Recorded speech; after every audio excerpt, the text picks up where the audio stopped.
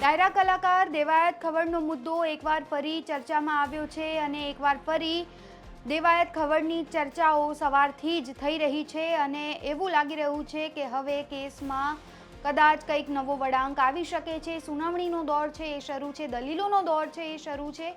Court શું સુનાવણી કરે છે એ ખૂબ જ મહત્વપૂર્ણ રહેશે, પરંતુ અત્યારે જે મોટા અને મહત્વના સમાચાર હાલ પ્રાપ્ત થઈ રહ્યા છે તે મુજબ વેરાવળ ખાતે ડિસ્ટ્રિક્ટ કોર્ટમાં મહત્વપૂર્ણ સુનાવણી છે એ થઈ શકે છે। પોલીસ દ્વારા રિમાન્ડ અને જામીન મુદ્દે રિવિઝન છે એ કરવામાં આવ્યું છે। નીચલી કોર્ટે દેવાયત ખવડ સહિત 7 આરોપીઓના રિમાન્ડ નામંજૂર કરેલ છે તેમજ જામીન પર મુક્ત કરી દીધેલા હતા, જે 7 તાલાલા પોલીસે ડિસ્ટ્રિક્ટ કોર્ટમાં રિવિઝન દાખલ કરી છે।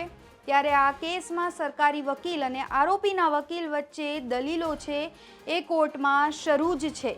મહત્વનું છે, કોર્ટે દેવાયત ખવડ સહિત 7 આરોપીઓના રિમાન્ડ અગાઉ મંજૂર કર્યા છે, ત્યારે 15,000ના જામીન પર મુક્ત કરવામાં હુકમ પણ કરવામાં આવ્યો હતો। જો કે તાલાલા પોલીસે 151 હેઠળ જામીન લેવડાવવા તાલાલા મામલતદાર સમક્ષ રજૂઆત કરેલી અને તાલાલા મામલતદારે તમામને જામીન મુક્ત કર્યા છે। ત્યારે દેવાયત ખવડ સહિત 7 આરોપીઓ પોલીસ ગિરફમાંથી મુક્ત થયા હતા 2 દિવસ પહેલા। ત્યારે ડિસ્ટ્રિક્ટ કોર્ટે 2 દિવસમાં હુકમ કરે તેવી પણ શક્યતાઓ છે તે સમયે વ્યક્ત કરવામાં આવી હતી। તાલાલા પોલીસે રિમાન્ડ અને જામીન પર છોડવાની નીચલી કોર્ટના હુકમ સામે ડિસ્ટ્રિક્ટ કોર્ટમાં રિવિઝન અરજી દાખલ કરી હતી।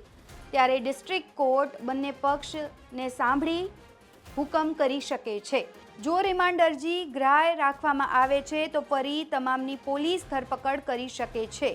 ઉલ્લેખનીય છે કે મારામારીના કેસમાં ડાયરા કલાકાર દેવાયત ખવડની 17મી ઓગસ્ટના રોજ ધરપકડ કરવામાં આવી હતી। દેવાયત ખવડને કોર્ટમાં રજૂ કરીને તાલાલા પોલીસ રિમાન્ડની માંગ કરી હતી। હત્યાના પ્રયાસના કેસમાં ખવડ સહિત 7 લોકોની ધરપકડ પણ તે સમયે કરવામાં આવી હતી।